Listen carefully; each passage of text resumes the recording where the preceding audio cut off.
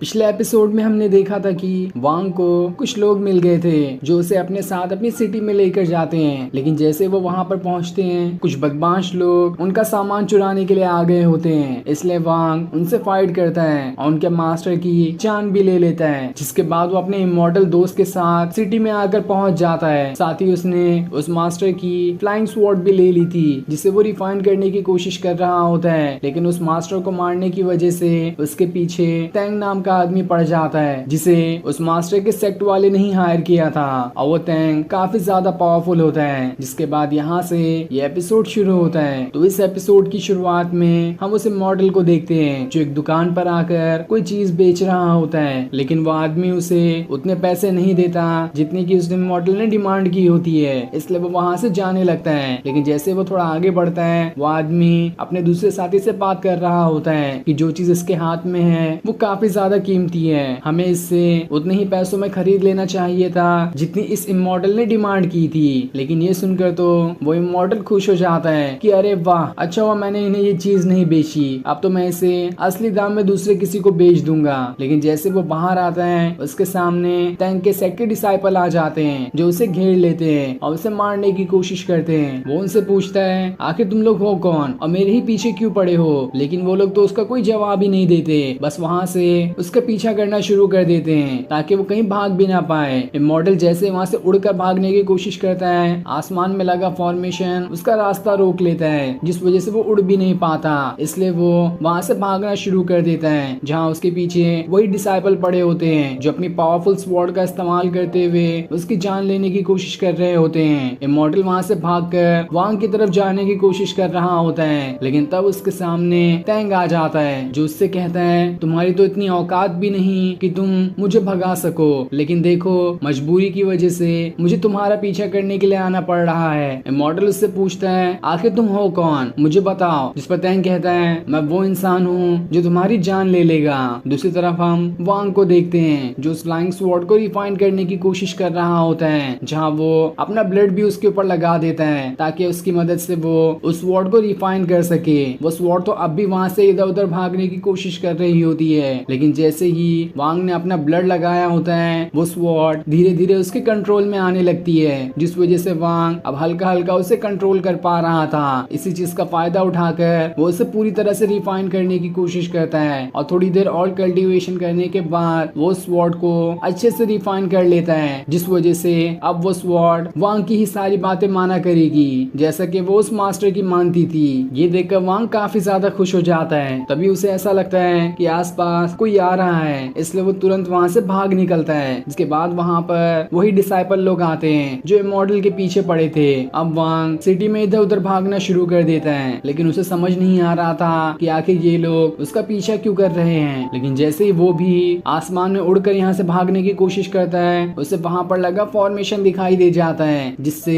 कोई भी इंसान उड़ नहीं सकता। तब वहाँ पर वो डिसाइपल भी आ जाते हैं जो उसके ऊपर अटैक करना शुरू कर देते हैं। वांग उससे बचकर भागने की कोशिश कर रहा होता है, लेकिन वो जहाँ पर भी जाता वो डिसाइपल वहाँ आकर उसे घेर लेते हैं और पूरा सिटी भी अब खाली हो चुका था, मानो किसी ने पूरी सिटी के ऊपर जादू कर दिया हो। वांग उनसे लड़ने की कोशिश करता, लेकिन उनकी तादाद काफी ज्यादा होती है, इसलिए वो अपनी जान बचाकर वहाँ से भागना शुरू कर देता है। तभी वहाँ पर तेंग भी आ जाता है जो उससे कहता है तुम्हारा दोस्त तो दोस्त, तुम भी मुझे भगा रहे हो, न जाने आजकल के लोगों को हो क्या गया है, अपने सीनियर को भगाने के अलावा कुछ नहीं आता। जिसके बाद वो वांग के ऊपर अटैक करके उसे वहाँ से दूर फेंक देता है और उसके सामने इमॉर्टल की भी बॉडी फेंक देता है जहाँ वो इमॉर्टल मर चुका था। ये देखकर तो वांग एकदम ज्यादा गुस्सा हो जाता है, उसे तो समझ ही नहीं आ रहा था कि आखिर इसने इमॉर्टल की जान क्यों ले ली। तब टैंक बताता है मैं इसे मार मार कर पूछ रहा था कि ये बता दे तुम कहाँ पर छुपे हो, लेकिन इसने तो एक वर्ड नहीं कहा, इसलिए मुझे इसकी जान लेनी पड़ी। लेकिन खैर कोई बात नहीं, पहली इसकी बारी थी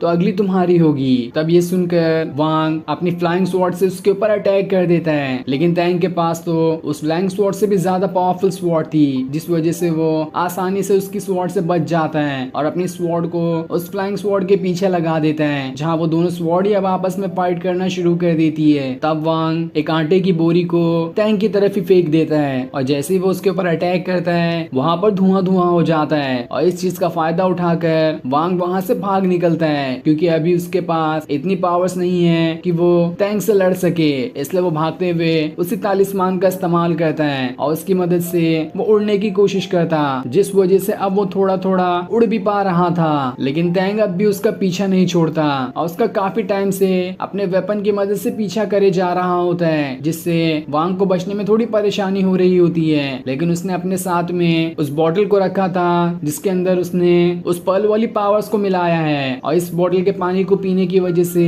जितनी भी उसकी थकान होती है वो सब दूर होते जाती है, जिस वजह से वो दोबारा वहां से भागना शुरू कर देता है। और ऐसे ही टैंग उसका काफी टाइम से पीछा कर रहा होता है। लेकिन अब धीरे धीरे उस तालिस्मान की भी पावर्स थोड़ी थोड़ी कम होना शुरू हो जाती है। इस चीज का फायदा उठाकर टैंग अपने एक खतरनाक अटैक को एक्टिवेट करता है, जहां वो अपनी स्वॉर्ड के हजारों डुप्लीकेट बना लेता है और उन सभी का इस्तेमाल करते हुए सभी को वांग की तरफ ही फेंक देता है, जिससे जमीन पर बिल्कुल धुआं धुआं फैल जाता है। टैंग को तो लग रहा था कि वांग अब मर चुका है, लेकिन स्वॉर्ड लगने से पहले ही वांग वहां से हट गया होता है। साथ ही उसे ये भी पता चल जाता है कि आखिर आसमान में फॉर्मेशन कैसे लगा था, क्योंकि सारे के सारे सिटी में जितने भी लैंप है उसके अंदर इस टैंक ने किसी न किसी छोटे फॉर्मेशन को लगाया है और उसी की वजह से ये पूरा सिटी खाली भी हो गया है और आसमान में वो फॉर्मेशन भी बन चुका है। इसलिए वो सारे के सारे लैंप को तोड़ना शुरू कर देता है और फिर वहां से भाग रहा होता है। वही टैंक के ग्रैंडपा के साथ ही उसके ग्रैंडपा से कहते हैं, हमारा सारा का सारा फॉर्मेशन टूट गया,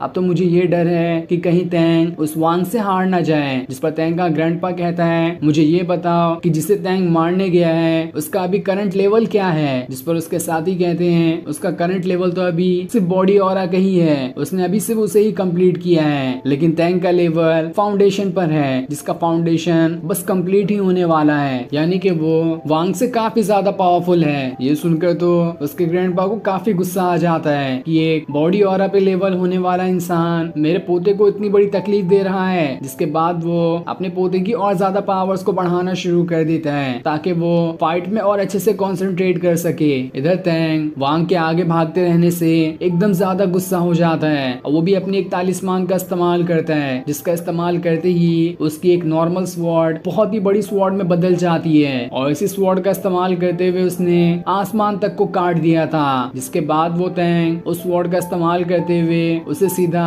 वांग की तरफ ही भेजना शुरू कर देता है ताकि उसके ऊपर अटैक करके वांग का खेल यहीं पर खत्म कर दे। लेकिन जैसे ही वो अटैक वांग को लगता, इससे पहले ही वांग वहां से टेलीपोर्ट होकर गायब हो जाता है, जिस वजह से वांग को वो अटैक लगता ही नहीं। और ये अटैक इतना खतरनाक था कि उस स्वॉर्ड की वजह से पूरी की पूरी सिटी दो हिस्सों में बदल गई होती है। ये देखकर तो टैंक भी काफी ज्यादा गुस्सा हो गया था। वो कहता है, आखिर कब तक तुम टेलीपोर्ट होकर मुझसे बचने की कोशिश करोगे? तुम जितना भी भाग सकते हो उतना भागो, लेकिन मैं तुम्हारा पीछा नहीं छोड़ने वाला हूँ। इधर वांग दोबारा से उस पानी को पीने की कोशिश करता है, लेकिन अब उसका पानी भी खत्म हो चुका था। ये देखकर सीतू उससे कहता है, उस टैंक के पास जो स्वॉर्ड है वो बहुत ही ज्यादा खतरनाक है और उसका लेवल भी युआन यिंग है, जिसका मुकाबला करना इतना आसान काम नहीं होगा। साथ ही मेरी पावर्स भी धीरे धीरे कम हो रही है क्योंकि तुम्हारे पास अब उस बॉटल का पानी भी खत्म हो चुका है। ये देखकर वांग थोड़ा परेशान हो जाता है और वो दोबारा से वहां से आगे बढ़ना शुरू कर देता है, जहाँ टैंक अब भी उसके पीछे पड़ा था। वो तो उसका पीछा छोड़ने का नाम ही नहीं ले रहा होता है। तब वांग मौका देखकर अपनी फ्लाइंग स्वॉर्ड को सीधा टैंक की तरफ ही फेंक देता है, जो स्वॉर्ड उसके गाल पे कट लगा देती है। ये देखकर तो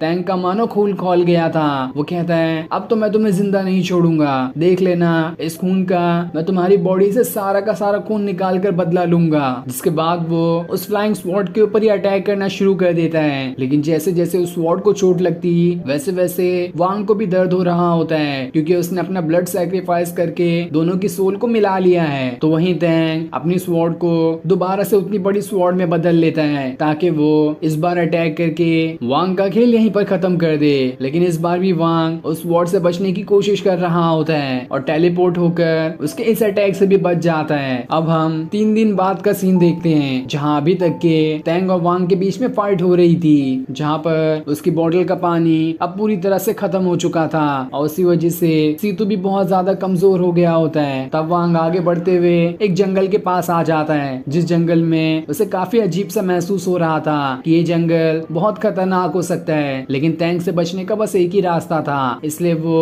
उस जंगल के अंदर चले जाता है। लेकिन जब टैंक वहां पर आता है उसे उसके ग्रैंडपा की बातें याद आने लगती है, जहाँ जहाँ उसके ग्रैंडपा ने उससे ये कहा था कि वो पूरा जंगल मियाज़मा से बना हुआ है, जो कि ऐसी चीज है वो हमें उस जंगल में क्या हो रहा है ये देखने से रोकती है। वो जंगल बहुत ज्यादा खतरनाक है, जब तक तुम मरने का इरादा ना बना लो तब तक तुम उस जंगल के अंदर तो जाना भी मत। वहाँ की सबसे खतरनाक ब्लू बेलें तुम्हारी जान लेकर ही छोड़ेगी। लेकिन तब भी टैंक को तो काफी जोश चढ़ा होता है। वो खुद से कहता है मेरे पास तो युआन जिंग स्वॉर्ड है, इसका इस्तेमाल करते हुए तो मैं सभी को खत्म कर दूंगा, देखता हूँ मुझसे कौन बच पाता है। जिसके बाद वो अपने ग्रैंडपा की चेतावनी को अनदेखा करते हुए उस जंगल के अंदर चले जाता है। इधर वांग जैसे ही आगे बढ़ता है वो ब्लू बेलें उसे जकड़ना शुरू कर देती है। वो उससे बचने की कोशिश करता, लेकिन तब भी वो जितना कोशिश करता है वो बेलें उसे उतना ही ज्यादा जकड़ रही होती है, इसलिए वो खुद को छुड़ा भी नहीं पाता। और फिर वो बेलें उसे घसीट कर अपनी जड़ के पास लेकर आ जाती है, जहाँ से वो बेलें निकल रही थी। वांग उन बेलों के ऊपर अटैक करने की कोशिश करता,